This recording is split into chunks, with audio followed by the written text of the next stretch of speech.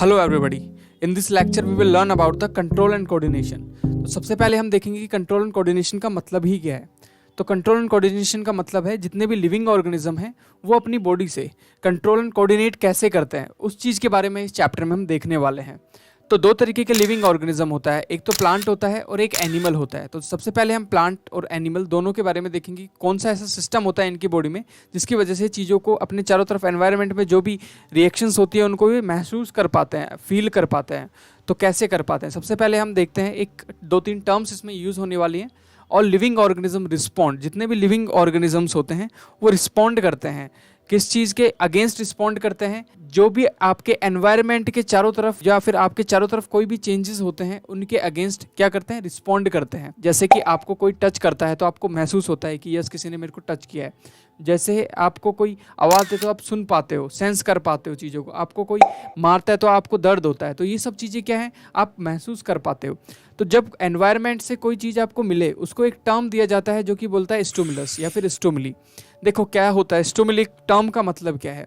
For example, आपको किसी ने पेन चुभाया, अब जो पेन का चुभना हुआ वो आपके लिए, आपकी बॉडी के लिए क्या हुआ? स्टिमुली हुआ। तो स्टिमुलस क्या होता है? एनवायरनमेंट आपको जो महसूस कराने के लिए जो भी चेंजेस करता है उसको हम स्टिमुलस या फिर स्टिमुली बोलते हैं। तो समझ आ गया स्टिमुली क्या होता है? The change in environment to which the organism respond and react are called the stimuli. I hope you got the point. What is the definition of the stimuli? अब देखते हैं कि सबसे पहले हम देखते हैं the living organism shows respond, किस किस के अगेंस्ट, किस किस कौन कौन से स्टिमुलीज के अगेंस्ट आपको कौन कौन सी चीज़ें हेल्प करती हैं पता करने के लिए। जैसे आपको light, heat, cold, sound, smell, taste, touch, pain, water, force of gravity, इन सब चीज़ों का क्या है? आप महसूस कर पाते हो। The living organism shows respond to the stimuli such as light. आप लाइट को देख के पता कर लेते हो कि ये लाइट है। हीट, आपको चीज़ें गर्म लगती है, ठंडी लगती हैं। आप आवाज़ को सुन पाते हो, आप स्मेल कर पाते हो, आप टेस्ट कर पाते हो चीज़ों को। आपको कोई टच करता है तो ये सब स्टिमुली के एग्जाम्पल होंगे। तो स्टिमुली का मतलब समझ आ गया। बार बार इस चैप्टर में स्टिमुली वर्ड यूज़ होगा, तो उसका मतलब है कि जो आपको कोई भी चीज़ फील हो उसको हम स्टिमुली बोलते हैं। आई hope you got the point. तो इसमें प्लांट्स भी आते हैं, इसमें एनिमल्स भी आते हैं। तो let's dive into this chapter. सबसे पहले हम प्लांट्स के अंदर होने वाला कंट्रोल एंड कोऑर्डिनेशन सिस्टम पढ़ेंगे। अब देखो, अगर आप प्लांट को टच करोगे तो प्लांट्स के अंदर तो कोई नर्व सिस्टम होता नहीं है, कोई भी ऐसा हमारी जैसे स्किन तो होती नहीं है कि वो टच को महसूस कर पाएँ। लेकिन प्लांट्स के अंदर क्या होते हैं जिसकी वजह से वो चीज़ों को कंट्रोल एंड कोऑर्डिनेट कर पाते हैं। तो प्लांट्स के अंदर क्या होते हैं? प्लांट्स के अंदर हॉर्मोन्स होते हैं। क्या होते हैं? प्लांट्स के अंदर हॉर्मोन्स होते हैं। The plant do not have the nerve system, sense organs like ear, eyes, nose, etc. like animals, but they have still sense thing. वो फिर भी चीज़ों को सेंस कर पाते हैं। क्यों कर पाते हैं? Because of hormones. ओके, उनके अंदर जो कंट्रोल एंड कोऑर्डिनेशन का पूरा सिस्टम होता है वो किसके ऊपर डिपेंड करता है? उनके अंदर प्रेजेंट हॉर्मोन्स के ऊपर। तो हमें प्लांट्स के अंदर कौन कौन से हॉर्मोन्स होते हैं उसके बारे में पता होना चाहिए। तो प्लांट हॉर्मोन्स को अगर लर्न करना है तो पहला हार्मोन होता है आपका ऑक्सीन हार्मोन। फंक्शन क्या होता है, क्या करता है, क्या नहीं करता है, वो अभी देखने वाले हैं। लेकिन सबसे पहले याद रखेंगे कि पहला जो हार्मोन होता है वो होता है ऑक्सीन। दूसरा हार्मोन होता है साइटोकिनिन। तीसरा जो हार्मोन होता है वो होता है एब्सिसिक एसिड। फिर उसके बाद होता है जिब्रेलिन। उसके बाद होता है आपका इथाइलिन। ठीक है, अब इनको लर्न करने के लिए एक ट्रिक होती है। आप CAGE, इसको लर्न याद रखो तो आपको याद रहेगा। A for oxygen, C for cytokinin, A for again abscisic acid, G for gibberellin, E for ethylene. तो इसको लर्न करने की ट्रिक है कि केज के अंदर इस तरीके से एक प्लांट बंद है तो प्लांट हार्मोन केज से आप याद कर सकते हो। इतने तरीके के प्लांट्स हार्मोन्स होते हैं। क्या क्या काम करते हैं एक एक को डिटेल में देखने वाले हैं। सबसे पहले हम ऑक्सीन को देखेंगे। तो ऑक्सीन का काम होता है प्लांट के अंदर सेल्स को एनलार्ज करने का, सेल डिफरेंशिएशन इन प्लांट्स। अब इसका मतलब क्या है? एनलार्ज करने का तो मतलब समझ आ गया कि जो प्लांट्स के टिप्स होते हैं उनके अंदर जो सेल होती है वो छोटी होती है, उसको एनलार्ज करने का काम ऑक्सीन करता है। लेकिन डिफरेंशिएशन का मतलब क्या है? सेल का डिफरेंशिएशन का मतलब समझाता हूँ। जैसे प्लांट्स के स्टेम में एक अलग तरीके की सेल होती है, हर पार्ट में एक अलग टाइप की सेल चाहिए होती है। तो उस अलग तरीके की सेल को लाने के लिए जो रिस्पॉन्सिबल होता है वो कौन होता है? आपका ऑक्सीन होता है। आई hope you got the point. Fruit की ग्रोथ के लिए भी आपका ऑक्सीन हार्मोन ही आपका रिस्पॉन्सिबल है। जो फ्रूट होता है वो ग्रो होता है because of auxin hormone. Control of plant response to the light and gravity. जैसे आपने देखा होगा, सनफ्लावर देखा होगा, जो कि लाइट को देख के अपने को मोड़ लेता है और ग्रेविटी के टूवर्ड्स चीज़ें, मतलब जो रूट होती है वो ग्रेविटी के नीचे जाती है। या फिर आपको क्लाइंबर्स देखे होंगे जो ग्रेविटी की तरफ अट्रैक्ट होते हैं। वो सब चीज़ें होती है बिकॉज ऑफ ऑक्सीन। याद रखना है, बिकॉज ऑफ ऑक्सीन। तो ये आपको चीज़ें याद रखनी है। तो समझ में आ गया what is the auxins function. Let's move further. Cytokinin, ये दूसरा हार्मोन है, इसका काम क्या है? सेल डिवीजन का। देखो सेल डिवीजन का मतलब है, एक तो होता है सेल एनलार्जमेंट और एक होता है सेल डिवीजन। एक सेल से 2-3 सेल्स में डेवलपमेंट, इसको बोलते हैं सेल डिवीजन। और एक सेल का बड़ा होना, उसको बोलते हैं सेल एनलार्जमेंट। तो सेल डिवीजन करने का काम कौन करता है? Cytokinin. Breaking the dormancy of seed, देखो breaking the dormancy of seed क्या होता है अभी दिखाते हैं आपको। ये एक सीड है, बीज को आपने मिट्टी और पानी में डाला तो बीज में से क्या निकलने लग जाता है? छोटा सा प्लांट निकलता है। तो जो सीड का प्लांट में बदलते टाइम जो प्रोसेस होता है उसको बोलते हैं डोमेंसी ब्रेक होना। तो ब्रेक करना, डोमेंसी का ब्रेक करना किसके ऊपर डिपेंड करता है? साइटोकिनिन के ऊपर डिपेंड करता है। स्टोमेटा का ओपन होना, स्टोमेटा अगर ओपन हो रहा है, स्टोमेटा क्या होता है? लीव्स के अंदर एयर को लाने और ले जाने का एक जगह होती है, उसको ओपन करने के लिए रिस्पॉन्सिबल होता है कौन? साइटोकिनिन। फ्रूट्स की जो ग्रोथ होती है, फ्रूट पहले छोटे होते हैं फिर धीरे धीरे ग्रो कर, तो जो ये फ्रूट की ग्रोथ होती है वो किसकी वजह से होते हैं? साइटोकिनिन की वजह से। तो रिमेंबर दीज पॉइंट्स। नेक्स्ट आपका है एब्सिसिक एसिड। काम क्या होता है एब्सिसिक एसिड का? Oppose the dormancy of seed. अभी जो आपका था साइटोकिनिन, वो क्या कर रहा था? डोमेंसी को ब्रेक कर रहा था, लेकिन एब्सिसिक एसिड इसको ब्रेक होने से रोकता है कि जल्दी ब्रेक ना हो। याद रखना है, abscisic acid will oppose the dormancy and cytokinin will be responsible for the dormancy. Okay, याद रखना ये चीजें। स्टोमेटा ओपन कौन कर रहा था आपका? पीछे साइटोकिनिन, लेकिन स्टोमेटा बंद रहे, क्लोज रहे, इसके लिए कौन रिस्पॉन्सिबल है? Abscisic acid is responsible for this. Promote the falling of the leaves, मतलब कि जो पत्ते होते हैं, आपको पता है कि एक प्लांट है, ग्रो होने के बाद अपने लीव्स को क्या कर देता है? फॉल कर देता है, गिरा देता है, उसके पत्ते गिर जाते हैं। तो पत्तों का गिरना ये भी किसकी वजह से होता है? एब्सिसिक एसिड की प्रेजेंस की वजह से ही होता है। और मैंने आपको बताया था कि स्टोमेटा जो बंद होता है, स्टोमेटा खुलता तो किसकी वजह से? साइटोकिनिन की वजह से। बंद होने की जो रिस्पॉन्सिबिलिटी होती है वो एब्सिसिक एसिड की होती है। डोमेंसी ना हो जल्दी, इसके लिए भी एब्सिसिक एसिड रिस्पॉन्सिबल होता है। नेक्स्ट होता है आपका जिब्रेलिन। जिब्रेलिन एक हार्मोन होता है जो कि सेल एनलार्जमेंट किसकी प्रेजेंस में? ऑक्सीन की प्रेजेंस में सेल एनलार्जमेंट में हेल्प करता है जिब्रेलिन। ऑक्सीन में हमने पढ़ा था सेल एनलार्जमेंट करता है, लेकिन जिब्रेलिन भी आपका सेल को एनलार्ज करता है, but presence of the oxygen. Remember this point. Fruits की ग्रोथ करता है आपका जिब्रेलिन। शूट एक्सटेंशन, अभी शूट एक्सटेंशन का मतलब क्या? आपने प्लांट देखा होगा, प्लांट को 2 पार्ट में डिवाइड किया जा सकता है। एक तो ऊपर वाला जिसको शूट बोलते हैं और एक नीचे वाला जिसको रूट बोलते हैं। जो ऊपर वाला पार्ट होता है वो शूट होता है, तो शूट को लंबा करने के लिए रिस्पॉन्सिबल होता है जिब्रेलिन। याद रखना है, शूट एक्सपेंशन के लिए। नेक्स्ट आपका हार्मोन है इथाइलिन। देखो इथाइलिन हार्मोन का क्या काम है? Stimulating fruit ripening. इसका मतलब क्या है मैं आपको बताता हूँ, ये आपके सिलेबस में है नहीं डिटेल में, लेकिन मैं आपको बता देता हूँ। इथाइलिन हार्मोन का काम है कि फ्रूट्स के अंदर जो स्मेल आती है ना, शॉर्ट में बताता हूँ। जैसे आपको पता है कि एप्पल के अंदर एक अलग स्मेल आती है, बनाना के अंदर एक अलग स्मेल आती है, वो इथाइलिन की वजह से स्मेल डिफरेंट हो जाती है। और दूसरी चीज, सेक्स जो होता है फ्लावर का, उसको डिपेंड करवाता है कौन? इथाइलिन, कि ये पार्ट फीमेल होगा, ये पार्ट मेल होगा। तो ये छोटे मोटे फंक्शन है इथाइलिन के। Ethylene is not in your syllabus. 2 चीज़ें याद रखनी है, फ्लावर का सेक्स डिटरमाइन करने के लिए कि ये फीमेल पार्ट कौन सा होगा, मेल पार्ट कौन सा होगा। दूसरा, फ्रूट्स के अंदर जो स्मेल आती है उसके लिए इथाइलिन रिस्पॉन्सिबल होता है। That's it. अब देखते हैं, प्लांट हार्मोन खत्म हो चुका है, प्लांट्स का मूवमेंट कैसे होता है, प्लांट्स मूव कैसे करते हैं, किस डायरेक्शन में मूव करते हैं। प्लांट्स जो होते हैं, the plant movement made in the response of external stimuli in 2 main categories. Plants 2 तरीके से, 2 वजह से मूव करते हैं। पहला जिसको बोलते हैं ट्रॉपिज्म, याद रखना है ट्रॉपिज्म, और दूसरा होता है जो अभी हम देखने वाले हैं। पहले ट्रॉपिज्म को डिटेल में देखते हैं। प्लांट का मूवमेंट आपने देखा होगा, 100% देखा होगा। अभी ये बोलोगे कि नहीं देखा, प्लांट तो एक जगह रिजिड होते हैं, लेकिन आपने पक्का प्लांट का मूवमेंट देखा होगा, मैं गारंटी के साथ बोल सकता हूँ। कैसे होता है वो देखते हैं। सबसे पहले बात कर लेते हैं ट्रॉपिज्म की। ट्रॉपिज्म क्या होता है? A growth movement of a plant part in response to an external stimuli in which the direction of stimuli determine the direction of response is called the tropism। मतलब किसी भी प्लांट के किसी भी पार्ट का किसी एक पर्टिकुलर डायरेक्शन में किसी एक्सटर्नल स्टिमुली की वजह से मूव करना, उसको हम ट्रॉपिज्म बोलते हैं। 5 तरीके के आपके ट्रॉपिज्म होते हैं। आप बोलोगे 5 कैसे? पहला होता है लाइट की वजह से, जिसको हम बोलते हैं फोटोट्रॉपिज्म। नेक्स्ट होता है आपके ग्रेविटी की वजह से, जिसको बोलते हैं जियोट्रॉपिज्म। नेक्स्ट होता है केमिकल की वजह से, जिसको बोलते हैं केमोट्रॉपिज्म। नेक्स्ट होता है आपका वाटर, पानी की वजह से प्लांट मूव करे, जिसको बोलते हैं हाइड्रोट्रॉपिज्म। नेक्स्ट होता है टच करने की वजह से मूव करे, जिसको बोलते हैं थिग्मोट्रॉपिज्म। एक एक को डिटेल में देखते हैं। सबसे पहले देखते हैं लाइट की वजह से कैसे मूव करता है। देखो, सनलाइट की तरफ प्लांट का मुड़ना, ये होता है आपका क्या, फोटोट्रॉपिज्म। जैसे आपने सनफ्लावर जो देखा था वही होता है फोटोट्रॉपिज्म। क्यों मुड़ता है थोड़ा सा डिटेल में बता देता हूँ। ऑक्सीजन हार्मोन आपके हमेशा टिप्स पे मिलेगा, आपको मैंने बताया सेल एनलार्जमेंट के काम आता है, तो ऑक्सीजन हार्मोन हमेशा टिप्स पे मिलेगा। जैसे ही सनलाइट आती है तो ऑक्सीजन हार्मोन दूर भगने लग जाता है सनलाइट से। जैसे इस साइड आएगा, सनलाइट से दूर जाएगा, तो ये प्लांट इस डायरेक्शन में मुड़ने लग जाएगा। तो मेरे हिसाब से बात समझ में आ गई। नेक्स्ट होता है आपका ग्रेविटी की वजह से जियोट्रॉपिज्म। देखो, ग्रेविटी के अगेंस्ट मूव करना, इसको बोलते हैं नेगेटिव जियोट्रॉपिज्म। ग्रेविटी की तरफ मूव करना, जिसको बोलते हैं पॉजिटिव जियोट्रॉपिज्म। यहाँ आ गई बात समझ में। तो जियोट्रॉपिज्म मतलब ग्रेविटी की तरफ, ग्रेविटी को रिलेट करके चीजें मूव करे। ऊपर जाए तो नेगेटिव जियोट्रॉपिक, नीचे जाए तो पॉजिटिव जियोट्रॉपिक। उसके बाद में हम देखेंगे यहाँ पे केमोट्रॉपिज्म और हाइड्रोट्रॉपिज्म। सबसे पहले केमोट्रॉपिज्म मैं आपको बताना चाहूँगा।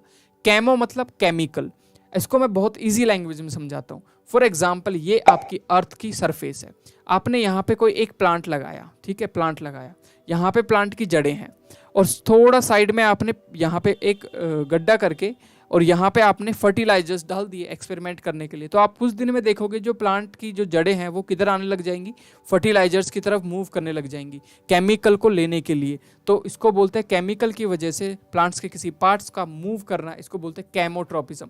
नेक्स्ट होता है हाइड्रोट्रॉपिज्म, पानी की वजह से। सेम एक्सपेरिमेंट, यहाँ पे आपने प्लांट लगाया और एक गड्ढा किया, यहाँ पे एक गड्ढा किया, इसमें पानी भर दिया, आपने वाटर फिल कर दिया, तो आप कुछ दिन में देखोगे कि जो जड़ें होती हैं वो पानी की तरफ ज़्यादा मूव करती हैं। तो इसको बोलते हैं पानी की वजह से, मतलब हाइड्रोट्रॉपिज्म। बात आ गई समझ में। नेक्स्ट होता है थिग्मोट्रॉपिज्म, चीज़ों को टच करके और प्लांट मूव कर दे। इसका कैसे एक्सप्लेनेशन दोगे सर? देखो ध्यान से, आपने क्लाइंबर्स देखे होंगे। क्लाइंबर्स क्या होते हैं, बिना, अगर आप उसको बिना किसी स्टिक के छोड़ दोगे तो वो ऐसे ही मूव करेगा, लेकिन आपने किसी डंडे से उसको टच कर दिया तो टच करके ऊपर की तरफ चढ़ जाएगा। तो इसको ही क्या बोलते हैं, इसको ही बोलते हैं आप थिग्मोट्रॉपिज्म। बात आ गई समझ। आपने एक क्लाइंबर लगाया, क्लाइंबर को किसी एक डंडे से लगा दिया तो वो उसको टच करते हुए ऊपर की तरफ मूव करेगा। This is called the thigmotropism, touch करके मूव करे। नेक्स्ट होता है मूवमेंट का सेकंड टाइप, जिसको बोलते हैं नेस्टिक मूवमेंट। नेस्टिक मूवमेंट में क्या होता है, नेस्टिक मूवमेंट वो the movement of plant part in the response of external stimulus in which the direction of response is not determine the direction of the stimuli. मतलब जो stimulus मिल रहा है उसकी डायरेक्शन या उसके अपोजिट डायरेक्शन में ये मूवमेंट नहीं होता है, ये एक रैंडम मूवमेंट होता है। इसके एग्जांपल अगर मैं देना चाहूँ तो आपने टच मी नोट देखा है, जिसको जैसे टच करते हैं तो उसके जो लीव्स होते हैं वो श्रिंक हो जाते हैं क्योंकि उनके अंदर भरा हुआ पानी निकल जाता है ना। तो ये जो मूवमेंट होगा वो नेस्टिक मूवमेंट के अंदर आएगा। इसको बोलते हैं थिग्मोनेस्टी। जब टच करने से कोई चीज़ मूव करे लेकिन डायरेक्शन में ना करे, रैंडम करे, तो उसको बोलते हैं नेस्टिक मूवमेंट, और टच करने से करे तो थिग्मो, तो थिग्मोनेस्टिक मूवमेंट। नेक्स्ट होता है सनलाइट की वजह से। आपने देखा होगा सुबह जैसे ही सन रेस होता है तो जो फ्लावर्स होते हैं या लीव्स होते हैं वो खिलने लग जाते हैं, तो इसको बोलते हैं फोटो मतलब लाइट, नेस्टिक मतलब मूवमेंट, तो फोटो नेस्टी बोलते हैं। आई hope you got the point. Next होता है, अब आता है प्लांट का खत्म हुआ। अब अगर आप हमें डायरेक्ट कंट्रीब्यूट करना चाहते हो ताकि हम इससे भी हाई क्वालिटी वीडियोस आप तक पहुंचा सके, तो ये हमारे UPI ID, PhonePe number, Paytm number और QR कोड है। आप इनमें से किसी भी मोड से आप हमें 1 रुपये से लेकर भी जितना आप देना चाहते हो उतना कंट्रीब्यूट कर सकते हो। आपका 1 रुपया भी हमारे लिए बहुत बड़ी इंपॉर्टेंस रखता है, तो प्लीज़ कंट्रीब्यूट करें। अब हम टॉपिक पे वापस आते हैं। हम बात करेंगे एनिमल्स के अंदर जितना भी कंट्रोल एंड कोऑर्डिनेशन होता है उसके बारे में। देखो, हमारे अंदर हार्मोन्स भी होता है एज वेल एज हमारे अंदर नर्व सिस्टम भी होता है, तो हम दोनों की ही बात करेंगे। नर्व सिस्टम की भी बात करेंगे, एंडोक्राइन सिस्टम मतलब हार्मोन्स की भी बात करेंगे। तो सबसे पहले हम नर्व सिस्टम की बात कर लेते हैं बॉस। नर्व सिस्टम कैसे काम करता है, तो मैं आपको बताऊं कि पूरा का पूरा जो नर्व सिस्टम है हमारा वो छोटे छोटे न्यूरॉन सेल से मिलकर बना होता है। तो हमें न्यूरॉन सेल पढ़ना जरूरी है। अगर मैं आपको फिगर में दिखाऊंगा तो कुछ ये ऐसा दिखाई देगा, तो इसको समझना है। क्या कौन कौन से पार्ट्स को देखना है, सिर्फ वो याद रखने हैं, फालतू के सारे पार्ट्स याद रखें आपको कोई मतलब नहीं है। सबसे पहले सेल बॉडी, यहाँ से लेके यहाँ तक की जो पार्ट होती है उसको सेल बॉडी बोलते हैं। इनके एंड्स को हम डेंड्राइट्स बोलते हैं, डेंड्राइट्स, ओके। और बीच वाला पार्ट जिसको हमने न्यूक्लियस नाम दिया है, क्या नाम दिया है? न्यूक्लियस। और जो एंड्स पॉइंट्स होते हैं जो जुड़े होते हैं उनको हम एक्सॉन बोलते हैं, ठीक है। और जो बीच का ये पार्ट होता है जिनको हम myelin sheath, this is not important for you, याद रखो तो याद रखो, नहीं तो मत रखो, ओके। सेचुआन सेल, इसको भी मत याद रखो, कोई बहुत दोनों चीजें आप, ओके। नोड ऑफ रेनिवर, ये भी याद रख सकते हो चाहो तो। एक्सॉन टर्मिनल, ये तो याद रखना ही है। तो बस जिनको मैंने बॉक्स में बंद किया उनको याद रखना है। अब क्या होता है, ये कैसे काम कैसे करता है सर? ऐसे बहुत सारे सेल, देखो ऐसे बहुत सारे सेल्स आपकी बॉडी के अंदर फैले होते हैं। यहाँ पे जो आप डेंड्रिट्स देख रहे हो, इनके ऊपर सेंस, जो कोई भी मैसेज होता है वो आता है, किस फॉर्म में आता है? इलेक्ट्रोमैग्नेटिक फॉर्म में, या फिर बोलो इलेक्ट्रोकेमिकल मैसेज की फॉर्म में आता है। इलेक्ट्रोकेमिकल मैसेज आता है, वो ट्रांसफर होता हुआ एक्सॉन के थ्रू, माइलिन शीथ के थ्रू यहाँ पे एक्सॉन टर्मिनल्स पे चला जाता है। कहाँ चला जाता है? Axon terminal. और ये वाला जो एक्सॉन टर्मिनल है वो दूसरे न्यूरॉन के डेंड्राइट से जुड़ा होता है, फिर वो मैसेज आगे की तरफ मूव होता है। जैसे आपको किसी ने टच किया तो टच पता करने के लिए ये जो इलेक्ट्रोकेमिकल मैसेज है वो मूव करता है इस न्यूरॉन के थ्रू और आपके ब्रेन तक जाता है। तो बात आ गई समझ में? बात आ गई होगी समझ में। पूरा काम कैसे करता है, let me explain with an diagram. ये आपका end of the axon terminal है। क्या है? Axon terminal. अब देखो यहाँ पे एक्सॉन टर्मिनल से क्या होता है, जो इलेक्ट्रोकेमिकल ये आपके मैसेजेस हैं, ये मॉलिक्यूल की फॉर्म में, केमिकल की फॉर्म में नेक्स्ट डेंड्रिट्स या फिर नेक्स्ट न्यूरॉन पे जाते हैं और इसको बोलते हैं न्यूरो ट्रांसमीटर्स। इनको क्या बोलते हैं? छोटे छोटे मॉलिक्यूल्स को न्यूरो ट्रांसमीटर्स। एक न्यूरॉन से दूसरे के अंदर मैसेज किसके थ्रू जाता है? न्यूरो ट्रांसमीटर्स के थ्रू जाता है। याद रखना है, एक्सॉन टर्मिनल दूसरे डेंड्रिट्स से जुड़ा होता है जो कि मैसेज को न्यूरो ट्रांसमीटर्स या फिर बोलो कि इलेक्ट्रोकेमिकल मैसेजिंग की फॉर्म में पता चलती हैं बातें। बस इतनी याद रखने, ज़्यादा डिटेल में नहीं जाना आपको, यहाँ पे न्यूरोलॉजिस्ट नहीं बनना है। आगे मूव करते हैं।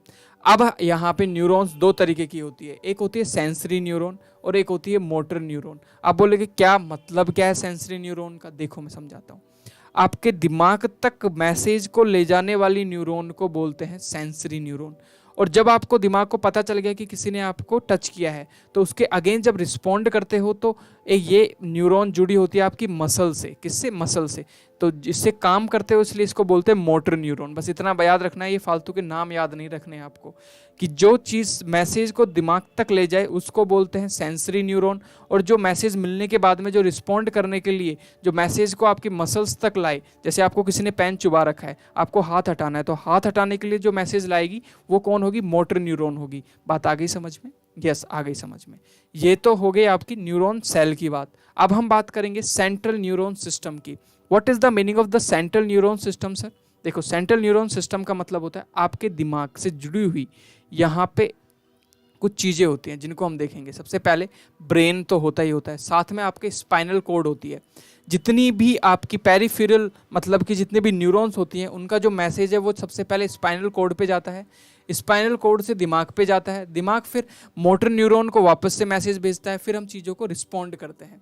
तो हम डिटेल में ब्रेन के बारे में पढ़ेंगे यहाँ पे और स्पाइनल कोड के बारे में पढ़ेंगे। तो देखते हैं एक बार ब्रेन। देखिए, ब्रेन मतलब दिमाग, सबसे इंपॉर्टेंट पार्ट, सबसे बड़ा ऑर्गन हमारी बॉडी का, ठीक है। सबसे बड़ा नहीं, मतलब सबसे इंपॉर्टेंट ऑर्गन हमारी बॉडी का होता है ब्रेन। ब्रेन हटा दो, सारा खेल खत्म है बॉस, सारा खेल खत्म। चाहे कितनी भी बड़ी मसल्स हो आपकी, आपका खेल खत्म, बस ब्रेन आपका खराब हो जाए। तो सबसे पहले समझेंगे हम ब्रेन के बारे में। ब्रेन को हम मेजरली 3 पार्ट्स में डिवाइड कर सकते हैं। कौन कौन सी पार्ट में सर? फोर ब्रेन में, मिड ब्रेन में और हिंड ब्रेन में। अब यहाँ पे बात आ रही है कि फोर ब्रेन का मतलब यार नाम से पता चल रहा है आगे वाला माथा, मिड ब्रेन मतलब बीच वाला, और हिंड ब्रेन मतलब लास्ट वाला। अब इनकी डिटेलिंग में आपको चीज़ें देखनी होगी। सबसे पहले फोर ब्रेन को देखते हैं। फिगर कैसे बनाएंगे? कभी भी लाइफ में फिगर बनाने के लिए नहीं आएगा, सिर्फ एक्सप्लेन करने के लिए आएगा कि फोर ब्रेन को एक्सप्लेन करो, मिड ब्रेन को एक्सप्लेन करो, हिंड ब्रेन को एक्सप्लेन करो। तो अभी देखते हैं, सबसे पहले फोर ब्रेन के बारे में देखते हैं। देखो, फोर ब्रेन को आप सेरिब्रम भी बोल सकते हो। क्यों बोल सकते हैं? क्योंकि इसका मेजर पार्ट सेरिब्रम घेरे हुए रहता है। अब सेरिब्रम का काम क्या है? मेन थिंकिंग पार्ट होता है बहुत सी। Cerebrum is a main thinking. जो चीज़ें आप सोचते हो ना कि यार कल तो मेरा एग्जाम है, आज तो पढ़ाई नहीं की, तो कौन सोच रहा है? आपका सेरिब्रम सोच रहा है। चीज़ों को सीखना, अभी आप जो मेरी वीडियो से कुछ चीज़ें सीख रहे हो because of the fore brain, जिसके अंदर सेरिब्रम, याद रखना, सेरिब्रम प्रेजेंट है। चीज़ों की रीजनिंग एबिलिटी। जैसे रीजनिंग एबिलिटी का मतलब है कि आप कोई चीज़ खो गई है और वो बिल्कुल ही मतलब मान लो किसी दूसरी स्टेट में गिर गई थी और आप किसी दूसरी स्टेट में रहते हो। अब अभी आप बैठ के सोचो यार मुझे वो चीज़ चाहिए यार, मुझे जाके ढूंढनी है, लेकिन आपका जो रीजनिंग एबिलिटी बोलेगी यार अब कैसे मिलेगी, 1 महीने पहले खोई हो कोई चीज़। तो आपकी जो रीजनिंग एबिलिटी पैदा करने की जो ताकत है वो फोर ब्रेन की होती है। इंटेलिजेंस, इंटेलिजेंस किसको बोलते हैं, मतलब आप किसी चीज़ को बहुत इंटेलिजेंटली रिएक्ट करते हो किसी चीज़ पे कि यार नहीं यार मैं इसको ऐसे नहीं ऐसे ख़त्म करूँगा, 3 दिन में पूरा सिलेबस ख़त्म नहीं हो सकता, मैं सिर्फ 4 चैप्टर पढ़ के जाऊँगा, तो इसको बोलते हैं इंटेलिजेंस। तो ये फोर ब्रेन की वजह से होता है। पर्सनैलिटी एंड मेमोरी, चीज़ों को याद रखना और आपकी पर्सनैलिटी कैसी है। देखो पर्सनैलिटी हर आदमी की एक अलग पर्सनैलिटी होती है, मतलब हर आदमी एक अलग तरीके से बात करता है, अलग तरीके से सोचता है। कोई किसी एक रिलीजन के लेके लड़ने लग जाता है तो उसकी एक अलग पर्सनैलिटी होती है। कोई पूरी कंट्री को एक जैसा मानता है तो उसकी एक अलग पर्सनैलिटी होती है। तो ये पर्सनैलिटी जितनी अच्छी होती है वो उसका उतना अच्छा फोर ब्रेन होता है, उतना अच्छी उसकी इंटेलिजेंस होती है। मेमोरी की बात करें तो चीज़ों को रिटेन करना, आपने कुछ पढ़ा, देखो दिमाग भूलता है, ये सबको पता है कि हमारा दिमाग भूलने के लिए बना हुआ है, लेकिन आपको वो चीज़ें रिलेट टच करके ही चीज़ें सामने तुरंत आ जाएं कि हाँ यार पढ़ा तो था। थॉट्स, मतलब किसी फ्रेंड से फाइट हो गई आपकी, वो आपको याद है, तो वो जो फिर उसके बारे में आप सोच रहे हो अंदर ही अंदर कि यार मुझे नहीं लड़ना चाहिए था या मुझे अच्छे से लड़ना चाहिए था, तो वो थॉट्स कहाँ से आ रहे हैं, फोर ब्रेन से आ रहे हैं। सेंसेशंस, आप चीज़ों को स्मेल कर पा रहे हो, हाय हाय कि गुलाब की खुशबू है, ठीक है, और कहीं स्मेल आ रही है बहुत बेकार तो आपकी नाक श्रिंक हो जाती है कि यार कितनी गंदी स्मेल आ रही है। चीज़ों के अकॉर्डिंग आप एक्शन लेते हो। जैसे आपकी तरफ कोई फुटबॉल फेंक दे तो आप खड़े थोड़ी ना रहोगे मूर्ति बन के, आप रोकोगे, किक करने की कोशिश करोगे, या कोई बॉल फेंक दे अपने आप दिमाग बोलेगा कैच कर इसको, तो बिकॉज आपका फोर ब्रेन बोल रहा है कि कैच कर ले इसको। जितना भी आपके मूवमेंट्स होते हैं, जब हम चलते हैं, देखा होगा कोई लोग थोड़े से ब्रेन से जो कमज़ोर होते हैं उनको चलने में प्रॉब्लम आती है, उनके मूवमेंट्स में प्रॉब्लम आ जाती है। तो मूवमेंट जो कंट्रोल होता है वो फोर ब्रेन से होता है बेटा, याद रखना है। जितने भी वॉलंटरी एक्शंस होते हैं बॉडी के, अब आप बोलोगे वॉलंटरी एक्शन क्या है, ऐसे एक्शन जो हम खुद लेते हैं जान के, जैसे किसी को झापट मारना, किसी को लात मारना, जो कि आप पूरे दिन करते रहते होंगे, तो वो चीज़ें क्या है, वॉलंटरी एक्शंस हैं। अब आप बोलोगे इनवॉलंटरी क्या है, वो भी मैं बताऊंगा। तो वॉलंटरी एक्शंस जो होते हैं वो हमारे सेरिब्रम मतलब कि फोर ब्रेन से ही प्रोसेस होते हैं। बात आ गई समझ में। अब बात करते हैं मिड ब्रेन, मतलब बीच वाला, कंट्रोल द रिफ्लेक्स मूवमेंट। देखो सबसे पहले बात करते हैं कि what is the meaning of the reflex movement. Reflex movements को कंट्रोल करने का काम आपका मिड ब्रेन करता है। कैसे? रिफ्लेक्स मूवमेंट्स क्या होते हैं, सबसे पहले ये समझना जरूरी होगा ना भाई कि रिफ्लेक्स मूवमेंट का मतलब क्या है। जो रिफ्लेक्स मूवमेंट्स होते हैं वो क्या होते हैं, ऑलमोस्ट, याद रखना है, ऑलमोस्ट इनवॉलेंट्री होते हैं, मतलब आपका कंट्रोल नहीं होता। जैसे आपको नाक में एक खुजली सी हुई तो आपको छींक आ गई, ठीक है, आपको किसी ने पिन चुभाई, आप दूर हट गए, तो ये सारे क्या होते हैं, रिफ्लेक्स मूवमेंट होते हैं कि आप किसी ऐसे मूवमेंट के अगेंस्ट रिफ्लेक्ट कर रहे हो जो कि अचानक से हुआ है, तो उनको क्या बोलते हैं, रिफ्लेक्स मूवमेंट बोलते हैं। बात आ गई समझ में। अब देखो यहाँ पे विजुअल्स, ओके, ऑडियोटरी स्टिमुली, आपने चीज़ों को सुना, बहुत तेज कोई चिल्लाए उसकी तरफ आपने देखा, तो ये सब मिड ब्रेन से कंट्रोल होते हैं। तो आपको मेन काम याद रखना है कि रिफ्लेक्स मूवमेंट या रिफ्लेक्स मोशंस के लिए रिस्पॉन्सिबल कौन होता है, मिड ब्रेन, बीच वाला माथा।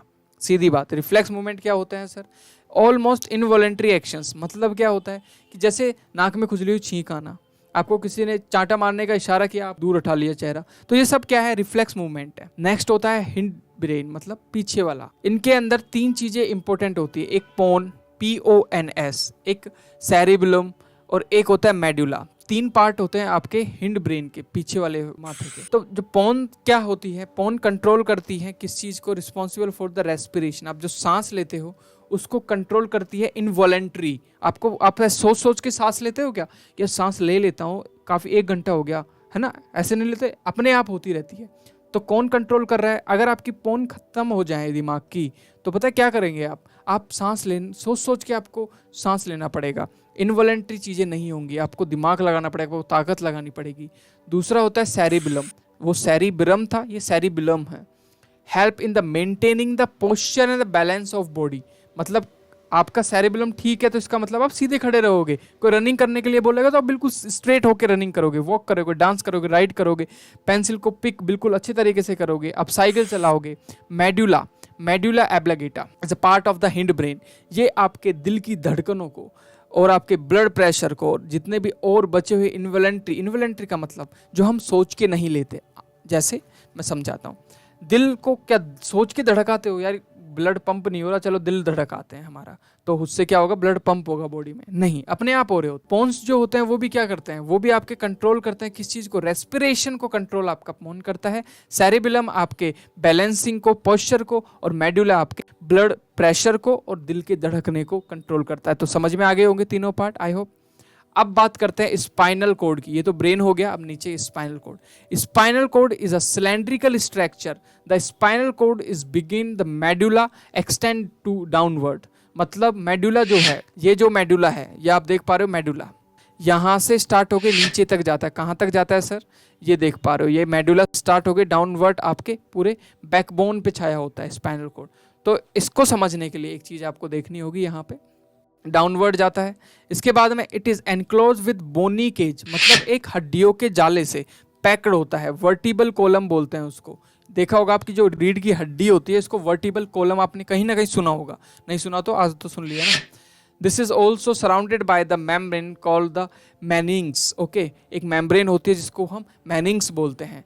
31 pair of nerve arise from the spinal code. कोई भी पूछ सकता है इस क्वेश्चन को, इसका मतलब क्या है। जो स्पाइनल कोड होती है उनमें 31 पेयर आपकी नर्व सिस्टम के पूरे बंडल्स होते हैं, बस इतना याद रखना आप। कुछ ऐसी होती है, यहाँ मेडुला से स्टार्ट होती है, डाउनवर्ड जाती है। पेरिफेरल नर्व सिस्टम होता है वो यहीं आके, ये बोल सकते हो कि ये हेडक्वार्टर है, ये सब्सिडरीज हैं, ये छोटे रीजनल ऑफिसेज हैं। यहाँ से मैसेज मिलेगा, यहाँ पे आएगा, फिर मेन ब्रेन तक जाएगा, फिर ब्रेन एक्शन भेजेगा। तो इस तरीके से काम करता है। इट्स इजी, स्टोरी की तरह चैप्टर को लर्न करो, जल्दी याद होता है। एंडोक्राइन सिस्टम की बात करेंगे। नर्व सिस्टम की बात हो चुकी है, अब एंडोक्राइन मतलब हमारा hormone, gland of the hormone की बात करेंगे। हमारे अंदर कौन कौन सी ग्लैंड्स होती हैं, क्या क्या काम करती हैं। तो हमारे दिमाग से लेके हमारे नीचे टेस्टिस तक या ओवरीज तक बहुत सारी ग्लैंड्स होती हैं। तो एक एक ग्लैंड को हम डिटेल में देखने वाले हैं। ब्रेन के अंदर कौन सी होती हैं, उसके बाद गले में कौन सी होती हैं, दिल पे कौन सी होती हैं, किडनी पे कौन सी होती हैं, आपके स्टमक पे या फिर स्मॉल इंटेस्टाइन पे कौन सी होती हैं, और आपके टेस्टिस पे कौन सी होती हैं। तो सब कुछ देखने वाले हैं ऊपर से लेके नीचे तक। तो स्टार्ट ऊपर से करते हैं। पहली ग्लैंड होती है आपकी हाइपोथैलेमस, ब्रेन के अंदर प्रेजेंट होती है। काम क्या होता है, control the secretion of the pituitary gland. और जितने भी सिक्रेशंस आपके बॉडी के अंदर, जितने भी ग्लैंड्स के, उनके कितने सिक्रेशन होने चाहिए, इसको कंट्रोल करने का काम कौन करेगा, हाइपोथैलेमस। कहाँ होता है, ब्रेन के अंदर प्रेजेंट होता है, याद रखना है। उसके जैसे नीचे आएंगे पिट्यूटरी ग्लैंड आएगी, कहाँ प्रेजेंट होती है, ब्रेन के जस्ट नीचे। इसको मास्टर ग्लैंड भी बोलते हैं। काम क्या होता है, control growth of the body, और सारी की सारी ग्लैंड्स को कंट्रोल करने का काम भी इसका होता है। कितना लंबे आप होगे इसको डिसाइड कौन करती है, पिट्यूटरी ग्लैंड करती है। हाइपोथैलेमस कितना सिक्रेशन होगा, pituitary as well as all सारी बची हुई ग्लैंड्स में से, वो का काम करती है। और पिट्यूटरी काम करती है कि आप लंबे कितने होगे, और ग्लैंड्स कैसे कंट्रोल की जाती हैं, उनका काम पिट्यूटरी ग्लैंड करती है। इसके बाद आप देखोगे थायराइड ग्लैंड होती है, जो आपके गले पे मिलती है, विंड पाइप पे प्रेजेंट होती है, जिसके खराब होने पे आपके एक बीमारी होती है जिसका नाम गॉइटर होता है। इसका काम क्या है, ये एक हार्मोन निकालती है जिसका नाम होता है थायरॉक्सिन हार्मोन सिक्रिएट करती है। याद रखना कौन सा हार्मोन, थायरॉक्सिन, जो कि कंट्रोल करता है आपकी बॉडी के मेटाबॉलिज्म को। आयोडीन जो होता है वो इस हार्मोन को, थायरॉक्सिन हार्मोन को बनाने के लिए बहुत बहुत इंपॉर्टेंट होता है। अब देखते हैं यहाँ पे पैराथायरॉयड ग्लैंड्स होती हैं। लोकेशन अगर मैं बात करूँ तो कुछ पैराथायरॉयड ग्लैंड्स कुछ ऐसी होती है, ये छोटी छोटी थायराइड ग्लैंड्स के ही पार्ट होते हैं। दिस इज द, ये आपकी कहाँ होती है, थायराइड ग्लैंड में ही एम्बेडेड होती है। मतलब थायराइड ग्लैंड है, उसमें ही छोटी छोटी पैराथायरॉयड, मतलब कि थायराइड ग्लैंड की हेल्प करने वाली ये होती है। कौन सा हार्मोन निकलता है, पैराथॉर्मोन, याद रखना है पैराथॉर्मोन निकलता है। Function regulate the calcium and phosphate level in our blood और या फिर बॉडी के अंदर कितना कैल्शियम होगा और फॉस्फेट होगा, इसके लेवल को कंट्रोल करने का काम पैराथायरॉयड करती है, जो कि कहाँ प्रेजेंट होती है, थायराइड ग्लैंड के एम्बेडेड होती है। नेक्स्ट होता है आपका थाइमस ग्लैंड, कहाँ होती है, lower part of the neck. Lower part of the neck कहाँ पे सर, ये गले के नीचे इस जगह पे, मतलब आपके रिब केज के जस्ट नीचे, ऊपर जहाँ से स्टार्ट होता है उसके जस्ट नीचे।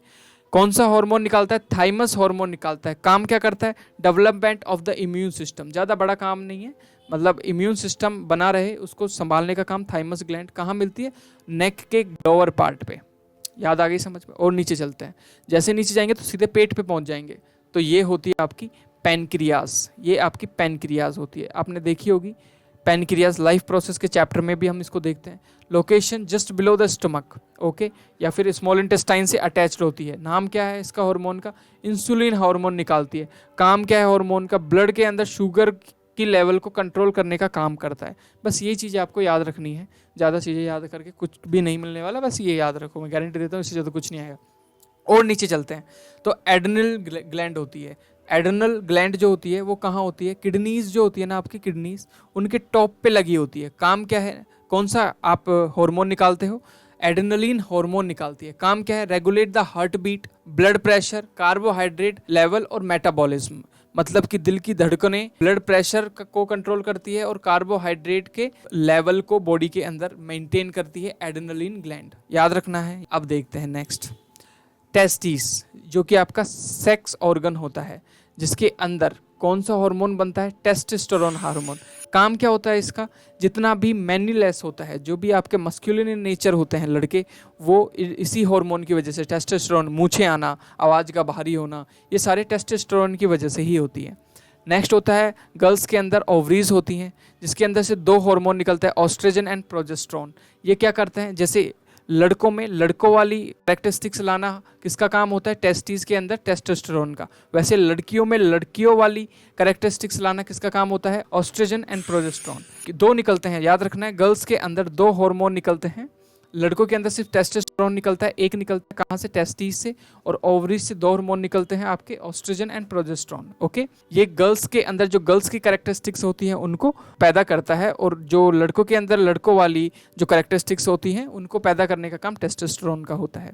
चैप्टर कंप्लीट हुआ। आपको अगर ये चैप्टर बहुत अच्छा लगा, जैसा भी लगा कमेंट बॉक्स में बताओ, और please please please, it's my humble request, subscribe जरूर करना है इस चैनल को। अगर आप हमें डायरेक्ट कंट्रीब्यूट करना चाहते हो ताकि हम इससे भी हाई क्वालिटी वीडियोस आप तक पहुंचा सके, तो ये हमारे UPI ID, PhonePe number, Paytm number और क्यूआर कोड है। आप इनमें से किसी भी मोड से आप हमें 1 रुपये से लेकर भी जितना आप देना चाहते हो उतना कंट्रीब्यूट कर सकते हो। आपका 1 रुपया भी हमारे लिए बहुत बड़ी इंपॉर्टेंस रखता है, तो प्लीज़ कंट्रीब्यूट करें। Thank you very much. अगर आपने कर दिया है तो दिल से थैंक्स आपका।